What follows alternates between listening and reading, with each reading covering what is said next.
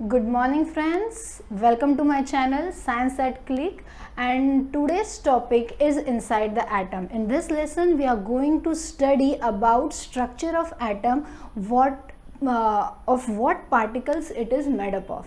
तो ये स्टार्ट करने से पहले देखते हैं कि जो पहले हमने पढ़ा है how much that you can recall. Okay, so let's start with matter. Now you have studied that matter is anything which has its own mass and it takes up some space, जिसको जगह लगती है और जिसका कुछ तो भी वजन है, that is your matter. And we have also seen in the previous classes, you have studied in previous classes that matter you can classify it as solid,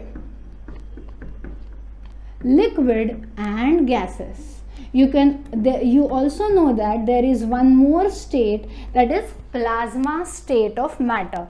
Now one more state of matter is there, that is Bose-Einstein condensate. Okay, but that is the classification of matter on the basis of its physical nature, whether it's solid, whether it's in solid state or liquid state or gaseous state or plasma state or Bose-Einstein condensate. But when we talk about the composition of matter, किससे बना हुआ है matter, कोई भी एक चीज़ लो, कोई भी एक सामान लो, जैसे ये पेन है, it is made up of what? It is made up of what? That will give you the answer of it is made up of atoms, isn't it? और वो एटम एक दूसरे के साथ कैसे लिंक है, that will give you the next classification. I'm so sorry. That is your matter is classified as element, compound and mixture. Now when atom is matter is said to be element when it is only made up of atoms, सिर्फ atoms है. If I am talking about an element that is copper, तो copper किससे बना हुआ है? Only copper के atom से, उसमें कुछ अलग नहीं है, only copper atoms. When you are talking about a iron nail, it is made up of only iron atom, isn't it? Similarly वो आयरन नेल जब रस्ट होता है तो क्या हो रहा है, वहाँ पे आयरन एटम का रिएक्शन हो रहा है आपके ऑक्सीजन के साथ जो एयर में प्रेजेंट है, इजंट इट? सो वो जो कॉम्बिनेशन होगा between the iron atom and oxygen atom will result into formation of a compound. So this contain 2 or 3 different atoms. Okay, so when a particular substance is made up of only one type of atoms, that time we call it as what? Element. When 2 or more such different kinds of atom, एक atom आ गया ion का, दूसरा atom आ गया oxygen का, दोनों combine होके एक नया सब्सटेंस जब अपने को मिलता है, that is what your compound. Are you getting it? Now when certain atoms are present as it is, certain atoms are present in combined form with other atoms, they are just there together, then that is called as what? Mixture. They are not reacting with each other. For example, आपका stainless steel किससे बना हुआ है? Stainless steel में ion है, chromium है, carbon है. नींबू शरबत पसंद है सबको, राइट? सो वो नींबू शरबत किससे बना हुआ है? आपका लेमन है, वाटर है, सॉल्ट है, शुगर है. सो अलग अलग substances they are there together with each other, but they are not forming a new substance, then that we call as mixture. Another best example of mixture is what? Your bhel. All of you love bhel, eating bhel and chaat, right? It has your churmura, it has poha, it has farsan, isn't it? It has peanuts, right? You love eating it, isn't it? So that is what? Mixture. No new substances form. When new substances form, we call it a compound. Now when we talk about these different kinds of matter, whether it's element or a compound or mixture, we see that they are made up of what? Only atoms. Okay, so this may contain 2 atoms of hydrogen, 1 atom of oxygen. So total there are 3 atoms, but the basic unit is again what? Atom. In mixtures, even your carbon dioxide gas, when carbon reacts with oxygen, it forms carbon dioxide gas, and again this is a compound, but it contains 1 atom of carbon, 2 atoms of oxygen, so total 3 atoms are there. So basic unit is what? Atom. Here तो element बना हुआ ही atom से, कुछ अलग है ही नहीं उसमें, सिर्फ atoms are packed together to give you an element, right. So ये भी, इसका भी बेसिक यूनिट हो गया एटम. और मिक्सचर में क्या है, यू हैव डिफरेंट एलिमेंट्स और compound present together, but there is no bonding between them, they are just together, they are not forming any new substance, but that is your what, mixture. But again उसमें क्या है, अगर elements है different different तो atoms ही है, अगर compounds है डिफरेंट डिफरेंट आपके मिक्सचर में, या एलिमेंट्स एंड कंपाउंड्स दोनों एक साथ है, तो भी क्या है, सारे क्या है, एटम्स है.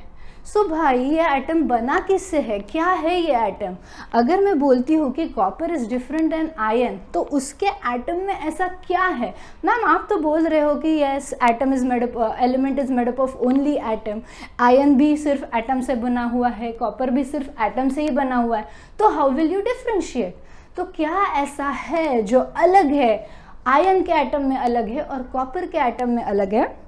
ओके, सो वही that is the thing that we are going to learn in this chapter, कि एटम का स्ट्रक्चर क्या होता है, उसमें बेसिक कौन से कंपोनेंट्स है, और कैसे एक टाइप का एटम दूसरे टाइप के एटम से डिफर करता है, क्यों डिफर करता है, और जब वो डिफर करता है all together different property show करता है. आपका आयन मैग्नेटिक है, कॉपर नहीं है. ओके, आयन का कलर अलग है, कॉपर का कलर अलग है. आयन इजीली रस्ट हो जाता है, कॉपर नहीं होता. ओके, सो ये सब क्यों होता है, तो भाई that we are going to learn in this lesson. Okay, so before I am so sorry, before we start with our this lesson, पहले देखते हैं कि इसका स्ट्रक्चर कैसे पता चला. ओके, एक दिन में नहीं पता चला. many scientists did a lot of work, a great hard work to get the structure of atom. Okay, so वो जो हिस्टोरिकल जर्नी है वो पहले देखते हैं, उसका इम्पोर्टेंस देखते हैं, और स्टेप बाय स्टेप जैसे जैसे सब एटॉमिक पार्टिकल्स डिस्कवर होते गए वैसे वैसे देखते हैं कि कैसा इवॉल्व होता गया स्ट्रक्चर ऑफ एटम, और हमको स्ट्रक्चर ऑफ एटम फाइनल कैसे मिला. ओके, सो सबसे पहले आते हैं हमारे Maharshi, that is Kanad, Rishi Kanad. Okay, Rishi Kanad was the first philosopher who stated that everything that surrounds us is made up of small particles, and he called those particles as परमाणु. Okay, आज भी अगर आप मराठी मीडियम का साइंस का book खोलते हो तो उसमें एटम का मराठी नेम अणु ही है. Okay, so still date we are using the same name which was given by Maharshi Kanad. कब दिया, 6th century BC, before Christ, 600 साल पहले, बिफोर क्रिस्ट आपको महर्षि कणाद ने बताया था, which we have proper documentation on it, that Maharshi Kanad was used to say that everything is made up of kand, that is small particles which you cannot divide further. और उसके बाद आपका क्या, कौन आया, उसके बाद आए Greek philosopher Democritus. Okay, yes, उसके बाद आए आपके ग्रीक फिलोसोफर डेमोक्रिटस. ओके, और डेमोक्रिटस ने कब बताया, 430 BC में बताया. सेम थिंग कि matter around us is made up of tiny small particles which you can not further break down. Okay, ये समझ में आ गया कब से स्टार्ट हुआ है. उसके बाद आए हमारे sir John Dalton. Almost after 2000 years, this is the person who actually put forward the scientific theory regarding what, regarding the structure of atom. Okay, सो इन्होंने क्या बोला, इन्होंने बोला कि जो कोई एटम होता है वो स्मॉलेस्ट इनडिविजिबल पार्ट है. ओके, ये फर्स्ट साइंटिफिक थियोरी है, was put forward in something 1802. So Democritus before Christ 430 years ago Democritus ने बताया था. महर्षि कनाद ने तो 600 साल पहले बताया था. उसके बाद 1800 साल होने के बाद जॉन डाल्टन ने first scientific theory the regarding the structure of atom, and he stated the same thing, that it's a solid sphere which you cannot further break down. Okay, so Dalton's atomic theory क्या बोलती है कि matter is composed of atom. so महर्षि कणाद ने बोला परमाणु, उसके बाद Democritus ने बोला एटमॉस. एटमॉस का ग्रीक में मीनिंग वही है, that is it is indivisible, you can not further break it down, right. उसके बाद आए हमारे जॉन डाल्टन और उन्होंने दी Dalton's atomic theory. So matter is composed of atom was the first statement of the theory. Then atom is hard, it is undivisible solid mass. छोटा अगर आप एक छर्रा पकड़ लो, ओके, सबको पता है ना, गन खेलते हैं सारे बचपन में. ओके, वो कैसा है, सॉलिड है, थ्रू आउट सॉलिड है. ओके, हॉलो नहीं है अंदर. या फिर मार्बल, कभी फूटा हुआ मार्बल देखा होगा, तो मार्बल अंदर से सॉलिड है. सो वैसा स्मॉल पार्ट जो है, जो सॉलिड मास है, वो आपका क्या है, एटम है, which you further cannot break down. You can break marble but atom you can not break down. ऐसा जॉन डाल्टन ने अकॉर्डिंग उस समय पे जो डिस्कवरी हुई थी उसके हिसाब से बोला था. Then it can neither be created nor be destroy. You can not create atom, it should be there. You cannot convert one atom to another. Now in atomic bomb we can do that, okay, due to radiation, but at that time it was not known, some 2000 years ago, right? And then all atoms, सबसे important, all atoms of an element are equal. जब मैं बात कर रही हूँ metallic rod की, अगर वो मेटल है आयन, तो उसमें सभी एटम्स किसके होंगे, आयन के होंगे. और सब वो क्या है, सेम है, सिमिलर है, एग्जैक्टली सेम है. ओके, लेकिन कॉपर के जब बोलते हो, जब कार्बन के एटम्स बोलते हो और ऑक्सीजन के एटम बोलते हो, तो अलग अलग है. अभी बोलोगे मैडम कार्बन में कैसे सेम है, क्योंकि कुछ तो डायमंड बनाते हैं, कुछ तो कोल बनता है, कुछ किससे कोयला बनता है, किससे हीरा बनता है. अरे बाबा, लेकिन कार्बन एटम वही है, सिर्फ वो एक दूसरे से जो लिंक हुए हैं वो अलग अलग होता है, इसलिए उसका स्ट्रक्चर अलग दिखता है. ये समझा सबको, डाल्टन्स एटॉमिक थ्योरी.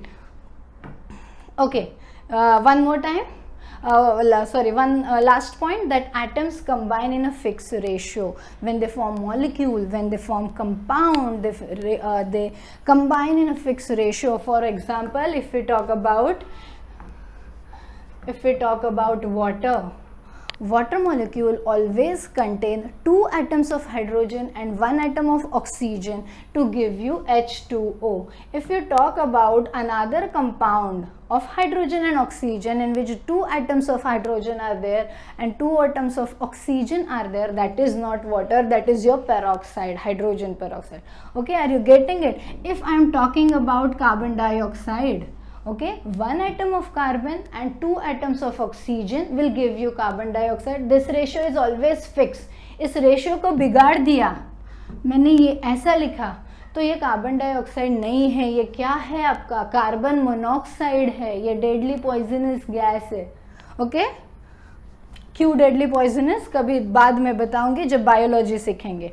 ओके, इतना समझ में आ गया. सो whenever they form a compound, whenever they combine with each other, they combine in a fixed ratio to give you a compound. If their ratio changes, another molecule is formed, another compound is formed.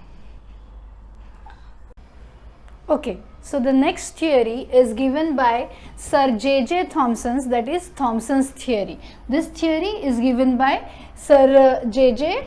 Thomson. Okay.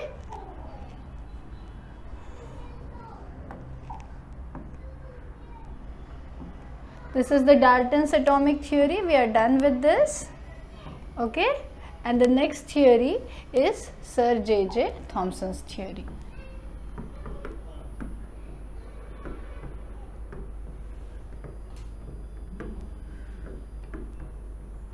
Right. So Sir J.J. Thomson carried out one experiment in a glass tube. This was a closed glass tube, evacuated glass tubes, and he passed a current through between cathode and anode through this glass tube. Okay, now what he observed when he passes a current, he observed a stream of particles and a spot was observed over here. Okay, now he modified his experiment, shifted anode over here, but the particles that were ejaculating, that were ejecting from the cathode were so fast, so they passed through the hole in the anode and straight towards what? Your screen. Right. Now in his modified version, he applied some external electric field to this electric field. Okay, like this, positive and negative charges. When the external electric field was applied, he observed that the particles that were ejecting, that were traveling under the influence of this electric current, they got deflected. That suggests that as they are getting deflected under the influence of certain electric current, that means these are what? Charged particles. Now what is the charge of these particles? The charge is opposite to that towards which it was getting deflected. मतलब क्या? तो जो positive charge के तरफ वो deflect हो रहे हैं, इसका मतलब पॉजिटिव चार्ज के तरफ वो अट्रैक्ट हो रहे हैं, इसका मतलब वो नेगेटिवली चार्ज पार्टिकल है, which led to the conclusion that atoms contain some negatively charged particles. Okay, what does atom contain? Atom contains certain negatively charged particles. These negative particles, Sir J.J. Thomson called them as electrons. So the credit of discovery of electrons is given to Sir J.J. Thomson. Okay, now in his on the basis of his experiment, that was the evacuated glass tube, और जो कोई भी उनके observation थे कि deflect हो रहा है, वो अगर जब उन्होंने ये पॉजिटिव चार्ज ऊपर लिया, ये नेगेटिव चार्ज नीचे दिया, तो ये पार्टिकल्स कहाँ डिफ्लेक्ट हुए? ये पार्टिकल्स आपके ऊपर डिफ्लेक्ट हुए. ओके, उसका मतलब क्या है कि जहाँ जहाँ आप पॉजिटिव चार्ज आपके एक्सटर्नल इलेक्ट्रिक फील्ड का है, वो साइड आपके जो है चार्ज पार्टिकल्स मूव हो रहे हैं. दैट प्रूव्स दैट कि they are negatively charge particle. और जो आपका कैथोड है, जो ये बीम इजेक्ट कर रहा है, वो किससे बना हुआ है? वो एक मेटल है, वो एक एटम से बना हुआ है. तो इसका मतलब जब नेगेटिवली इलेक्ट्रिक सप्लाई अप्लाई करने के बाद जब नेगेटिव पार्टिकल इजेक्ट हो रहे हैं, उसका मतलब उसके एटम्स में क्या है? नेगेटिवली चार्ज पार्टिकल्स है.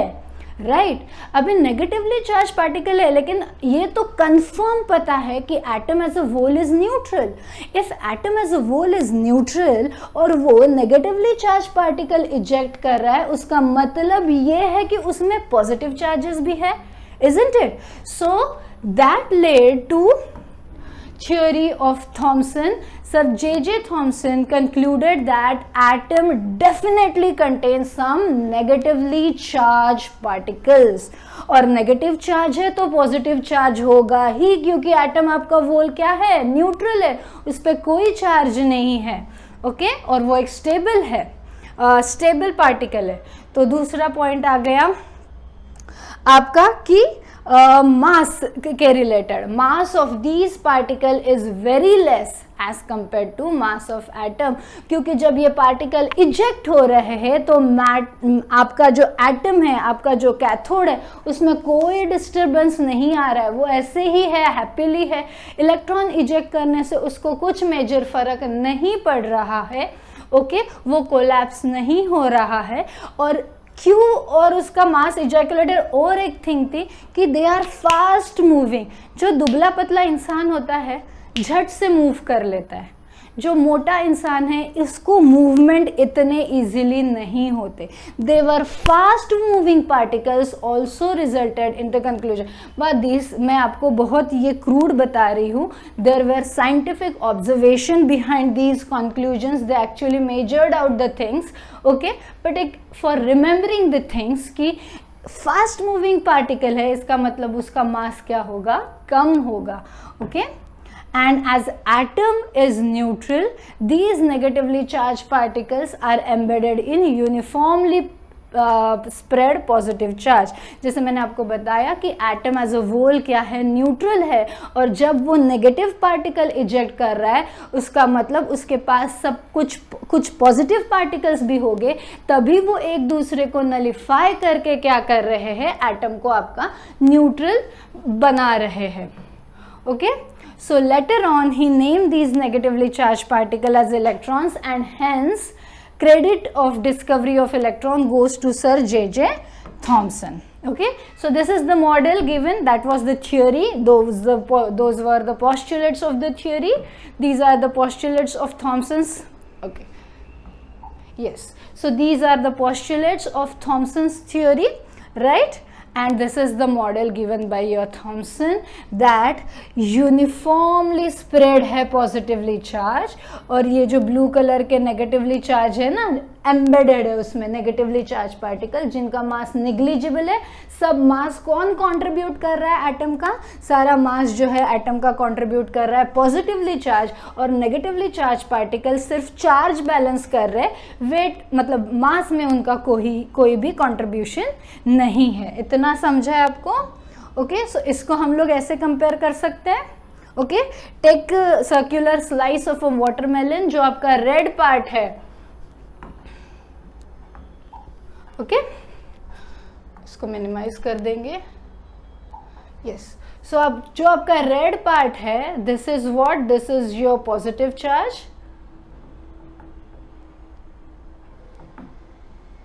सो वो जो स्प्रेड है, ये जो पल्प है रेड कलर का, वो पूरा थ्रू आउट स्प्रेड है आपके वाटरमेलन में, तो आपका पॉजिटिवली चार्ज, और ये जो सीड्स है, ये जो बीच बीच में एम्बेडेड है, ये आपके सीड्स क्या हो गए, आपके इलेक्ट्रॉन्स, ओके। इतना क्लियर हो गया। लेकिन भाई एक चीज़ है कि आपका इलेक्ट्रॉन कभी, आपका एटम कभी भी ऐसा चपटा नहीं होता, right? It is not a 2 dimensional entity, but it's a 3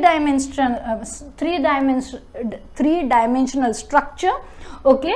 सो ये ऐसे होगा, एक फुटबॉल है आपका, और फुटबॉल में आपने कुछ ऐसे थर्माकोल बॉल्स चिपका दिए, सिर्फ बाहर नहीं अंदर भी, okay.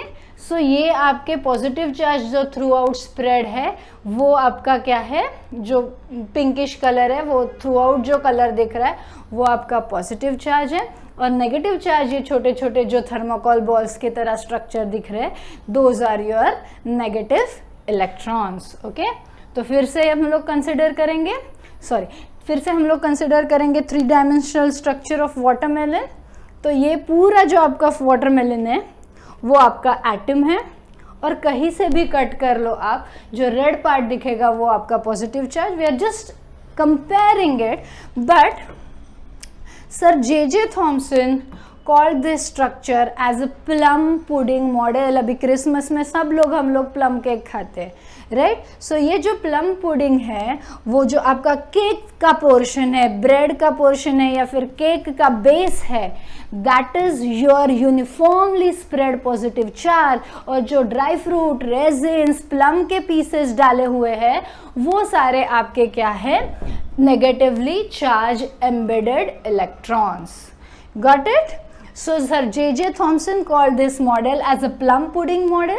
So plum fruit pieces or the raisins or the dry fruits you are putting in your cake is, and the cake is a ball shape, okay? So you are putting it that in that cake are your electrons, and the base of your cake will be your positive charge. So fruit pieces are embedded in your cake. In the same way, electrons are embedded in your cake. Got it? This is the Thomson's theory. Okay, and this is the 3 dimensional structure. उसको मैंने watermelon के साथ compare किया है कि because this is very common. Okay, plum pudding cake हम रोज नहीं खाते, वाटरमेलन हम हमेशा देखते हैं, हम बचपन से देखते आ रहे हैं, तो we know this, right. The next theory was the Rutherford's theory. Rutherford की थियोरी एक put a milestone in the discovery of structure of atom. Okay, Rutherford 1911 में आई। रुदरफोर्ड ने क्या एक्सपेरिमेंट किया बताती हूँ। ही टुक अ गोल्ड फॉइल, एकदम थिन, जिसका डायमीटर 1 to 2 एटम का ही हो, 2 to 4 एटम का ही हो, मतलब बहुत थिक नहीं, जिसका डायमीटर बहुत हो, 1 to 2 एटम का नहीं, 2 to 5 कंसिडर करें।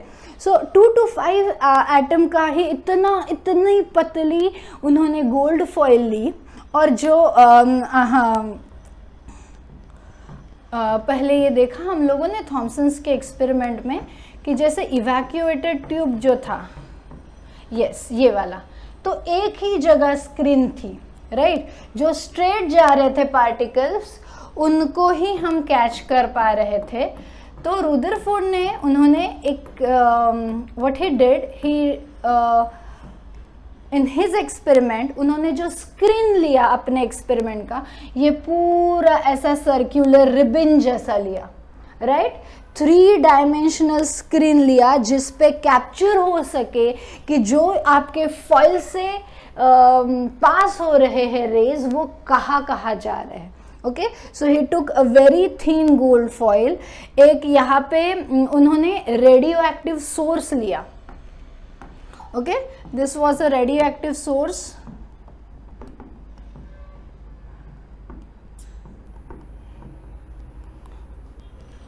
रेडियो एक्टिव सोर्स था आपका जो शील्ड में रखा, क्योंकि अगर रेडियो एक्टिव सोर्स आप प्रॉपर शील्ड मटेरियल में नहीं रखते जो एब्जॉर्व कर ले आपके रेडिएशन, तो वो सब जगह जाएंगे। ओके, सो एक कंसील्ड जगह में रेडियो एक्टिव सोर्स रखा जो रेडिएशंस इमिट करेगा, और जब वो रेडिएशन इमिट होने के लिए यहाँ पे एक छोटा सा उन्होंने स्लिट रखा, और वही उतना ही गैप रखा इसमें आपके स्क्रीन में। सो वो स्ट्रेट रेडिएशन जाएगा अल्फा पार्टिकल्स। उन्होंने क्या इमिट किए, क्या बम्बार्ड किए गोल्ड फॉइल के ऊपर, alpha particles. Alpha particles are positively charge particles. Okay, तो फिर नेगेटिवली चार्ज पार्टिकल मतलब जब इजैकुलेशन हो रहा था इलेक्ट्रिक करंट पास करने के बाद, तो वो तो नेगेटिव पार्टिकल का देख लिए कि उससे प्रूव हो गया कि electrons are present inside the atom, सब नेगेटिव चार्ज होते हैं। ओके, तो उन्होंने पॉजिटिव चार्ज के रेडिएशन पास किए, तो उन्होंने क्या देखा कि काफ़ी सारे रेडिएशन जा रहे हैं, सीधे सीधे सीधे जा रहे हैं, कुछ डिफ्लेक्ट हुए। ओके, और बहुत कम बाउंस बैक हुए, बहुत कम बाउंस बैक हुए। तो आपको समझा, ये आपका डिटेक्टर है, जिंक सल्फर का डिटेक्टर है, जहाँ पे स्पॉट्स मिलते हैं जब रेडिएशन कैच होता है। ओके, ये आपकी गोल्ड फॉइल है, और इससे मतलब इतनी थीन गोल्ड फॉइल ली है कि उसके एटम का स्ट्रक्चर पता चले। ठीक है, oh sorry, yes. So before you understand what he observed and what he concluded, let's play a game. एक गेम खेलते हैं। ये फेंस है, सबने देखा हुआ है, ऐसे कंपाउंड पे फेंस रहता है हाउसेस के। ओके, या फिर ये वाला फेंस देखा होगा काफ़ी जगह पे, जो पैरापेट वॉल होती है उसके ऊपर होता है फॉर सेफ्टी, राइट। अभी इसके थ्रू आपको स्टोन्स थ्रो करने टू द नेक्स्ट साइड, तो क्या करोगे आप, इजीली थ्रो कर सकते हो स्टोन्स, जो काफ़ी सारे वो साइड जाएंगे। ओके, सीधे सीधे जाएंगे, स्ट्रेट यू आर थ्रोइंग, जो डायरेक्शन में फेंक रहे हो दूसरे साइड ये फेंस से स्टोन जा सकते हैं। ओके, उसमें से कुछ स्टोन्स आपके टच हुए ये वायर को, तो भी उधर जाएंगे, लेकिन थोड़ा डायरेक्शन चेंज हो जाएगा। ओके, और कुछ स्टोन जो सेंटर पे हीट करेंगे, ऐसे टच करके गए तो वो साइड जा सकते हैं वायर के, एकदम सेंटर पे ही हीट हुए वो वायर के फेंस वायर के, तो फिर वापस आएगा स्टोन।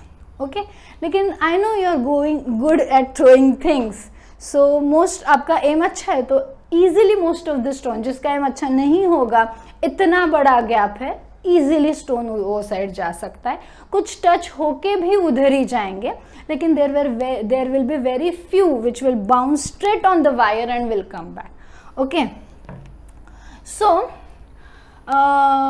उसी के हिसाब से उन्होंने ऑब्जर्व किया कि ये जो एक्सपेरिमेंट हमने देखा, जैसे हमारे स्टोन बहुत सारे काफ़ी सारे जा रहे हैं उधर वो साइड ऑफ द फेंस, वैसे ही उन्होंने ऑब्जर्व किया कि most of the alpha particles pass straight to the foil. कुछ हिंड्रेंस नहीं, फॉइल है नहीं है, थिन फॉइल थी तो फॉइल है नहीं है, कुछ फर्क नहीं पड़ा आपके अल्फा रेज को, और आपके अल्फा रेज गए स्ट्रेट फॉरवर्ड वो साइड और डायरेक्टली स्क्रीन के वो साइड गोल्ड फॉइल के पीछे स्पॉट्स मिले।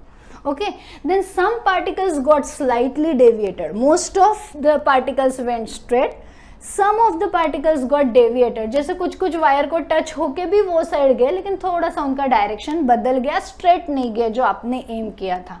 वैसे ही same some particles got slightly deviated but they still went to that side. Few were scattered at large angle. कुछ थे जो लार्ज एंगल पे स्कैटर्ड हुए फिर भी वो साइड गए। Okay, and very few bounced back towards the source. There were very very very few particles which bounced back towards the source. अभी सोचो, सोचने की बात ये है कि सर जे थॉमसन ने जो मॉडल बताया है कि आपके एटम में पॉजिटिवली चार्ज यूनिफॉर्मली स्प्रेड है, वाटरमेलन दिमाग में आओ तो रेड पार्ट पूरा यूनिफॉर्म है जो पॉजिटिव है, और सीड्स जो है वो छोटे छोटे बीच बीच में है, वो निग्लिजिबल मास के है। ओके, अभी जब ये पॉजिटिव चार्ज थ्रू आउट आपके स्ट्रक्चर में है और आप पॉजिटिव चार्ज के पार्टिकल्स इनमें डाल रहे हो, इस पे बम्बार्ड कर रहे हो, तो क्या होना चाहिए? पॉजिटिव पॉजिटिव रिपल्शन होना चाहिए भाई, लेकिन नहीं हो रहा।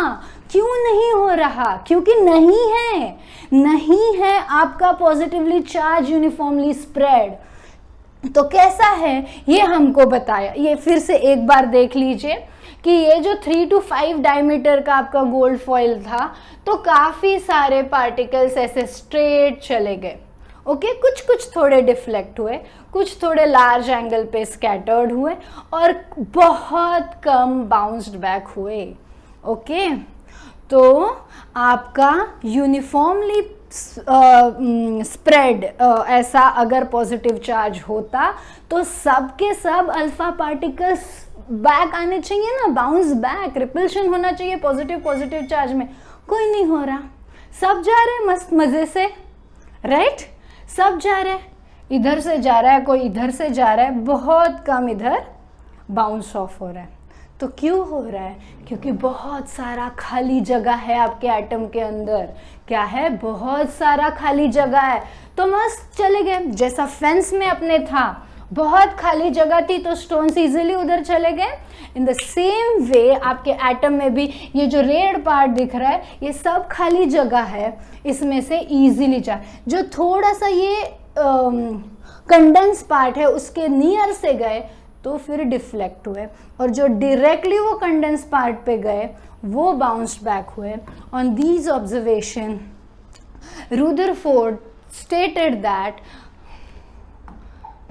Rutherford stated that on his experiments and his observation, there is a positively charged center, uniformly spread नहीं है। अगर होता तो सारे अल्फा पार्टिकल्स बाउंस बैक होते, नहीं हो रहे, अच्छे से जा रहे, तो ये जो सेंटर का जगह है यहाँ पे है आपका सारा पॉजिटिव चार्ज, और वो बहुत कम जगह में है, और इतना बड़ा एटम का स्पेस क्या है?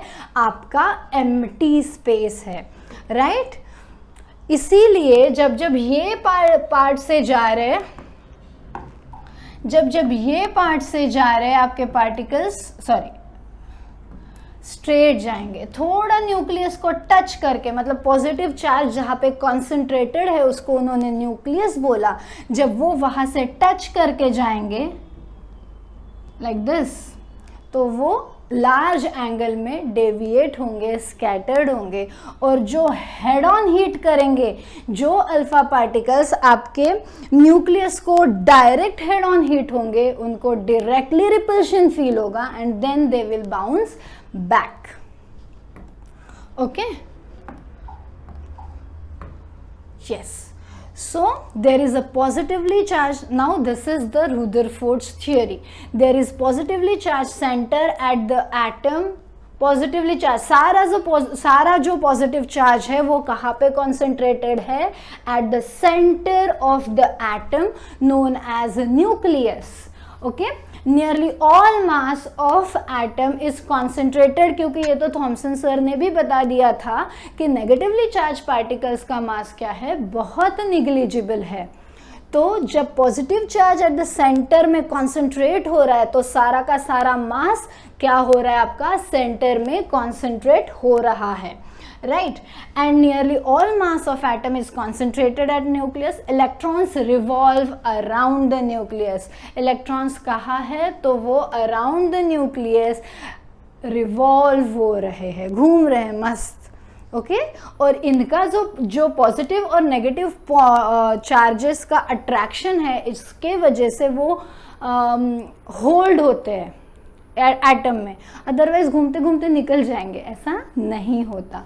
ओके वो जो अट्रैक्शन है न्यूक्लियस का, वो होल्ड करता है इलेक्ट्रॉन्स को और वो एटम के अंदर ही रिवॉल्व होते रहते हैं.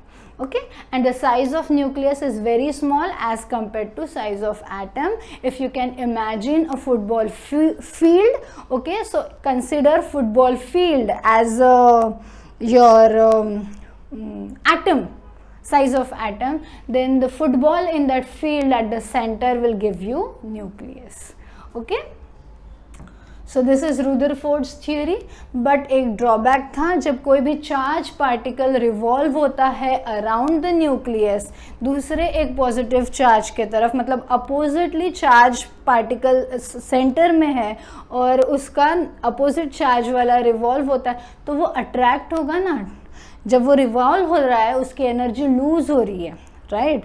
जब वो रिवॉल्व हो रहा है, जब आप व्हीकल पे घूमने जाते हो, टू व्हीलर पे मज़े करते हो फ्रेंड्स के साथ, तो पेट्रोल यूटिलाइज होगा ना, एनर्जी तो ख़त्म होगा व्हीकल का. वैसे ही जब ये गोल गोल घूम रहा है, क्या होता है, इसका एनर्जी लूज होता है. अभी इसका साइंटिफिक टर्मिनोलॉजीज की क्या होता है, मोमेंटम, एंगुलर मोमेंटम, सो ये सब 11th स्टैंडर्ड में है.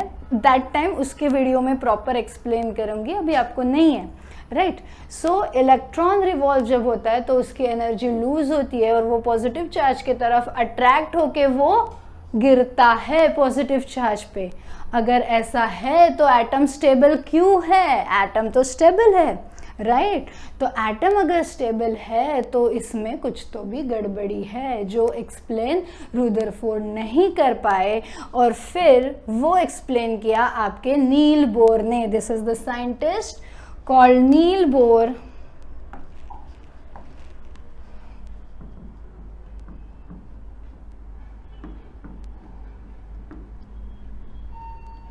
ओके और नील बोर ने एक्सप्लेन किया कि सारा ठीक है, पॉजिटिव चार्ज सेंटर में है, उसको न्यूक्लियस बोलते हैं, इलेक्ट्रॉन्स आर रिवॉल्विंग, बहुत सारा एम्प्टी स्पेस है, सब ठीक है, लेकिन वो कैसे भी नहीं घूम रहे, वो प्रॉपर ऑर्बिट्स में घूम रहे.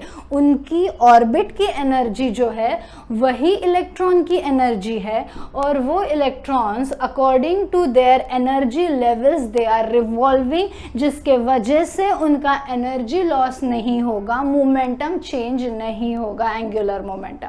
Okay, so this is the final structure of our atom, that yes, nucleus is at the center which contain, no, still it is not final structure, we'll come to final structure later on. Okay, all the positive charge is concentrated in the nucleus which is at the center of the atom, and electrons are revolving around the atom in specific orbits, also known as shells, also known as energy level. Each energy level has its own capacity of accommodating electrons, that we'll see in the later part of the chapter. Okay, so this is nucleus, these are the different orbits in which electrons are revolving, they are not revolving in any manner.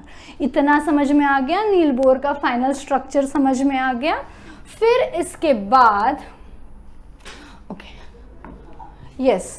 फिर इसके बाद okay, एक बार Niels Bohr के postulates देख लेते हैं theory के, फिर उसके बाद देखेंगे क्या हुआ. According to Niels Bohr, electrons move around the nucleus in discrete orbit. Discrete means separate separate.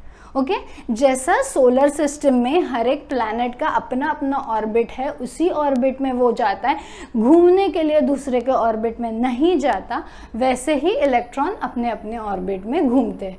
Well revolving in a discrete orbits, electrons do not radiate energy, तब उनका एनर्जी लॉस नहीं होता.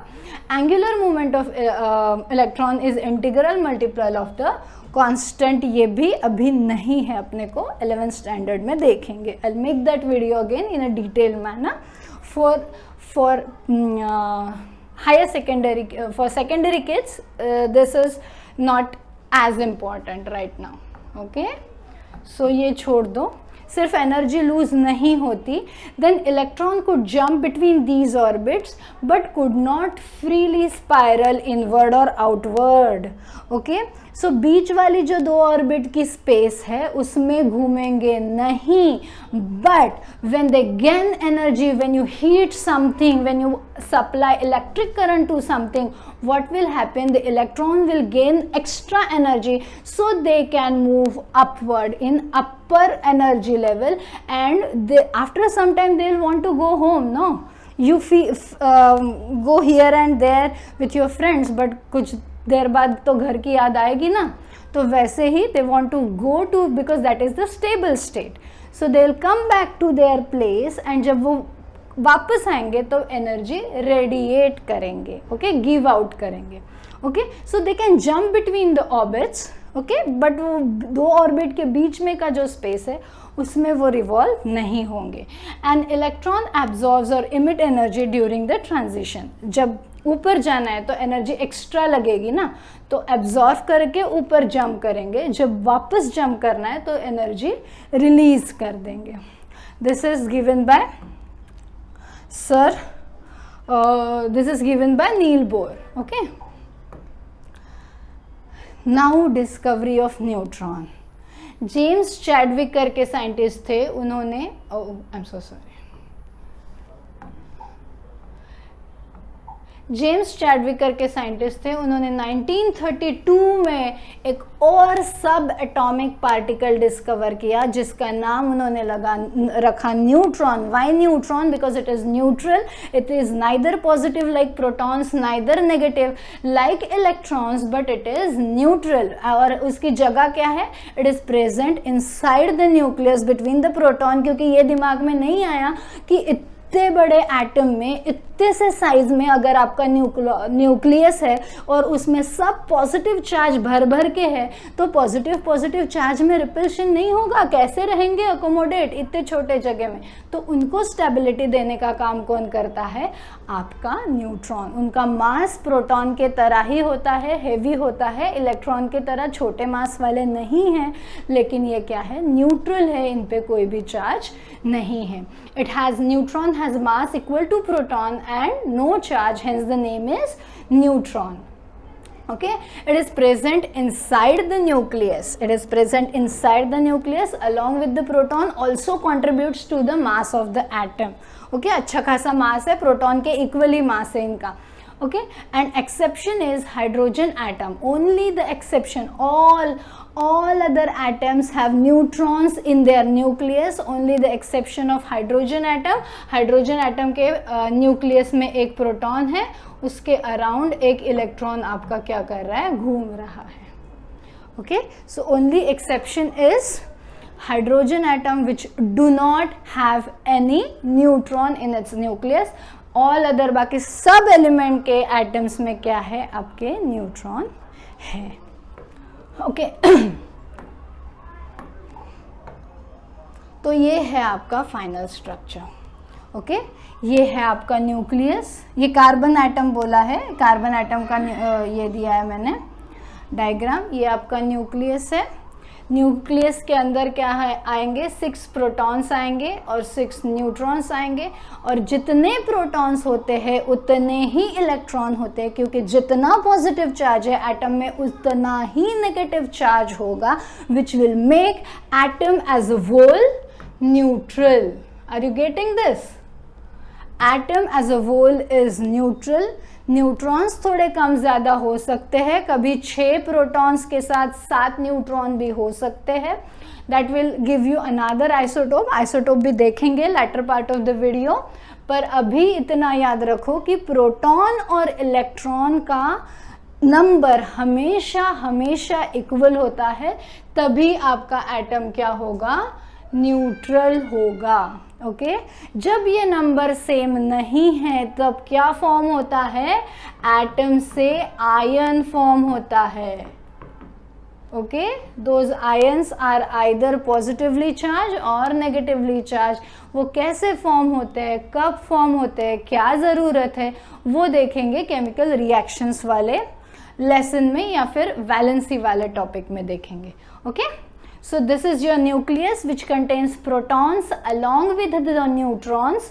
okay और जितने protons होंगे उतने ही क्या होते हैं, electrons, so that atom as a whole is neutral. सारा मास आपका कहाँ है, यहाँ है. तो एटॉमिक नंबर मतलब ये इसमें से कौन सा नंबर है, एटॉमिक मास नंबर मतलब क्या होता है, ये सारा हम नेक्स्ट वीडियो में देखेंगे. सो this is the final structure of atom, right. Stay tuned for new videos. Okay, till then, bye bye.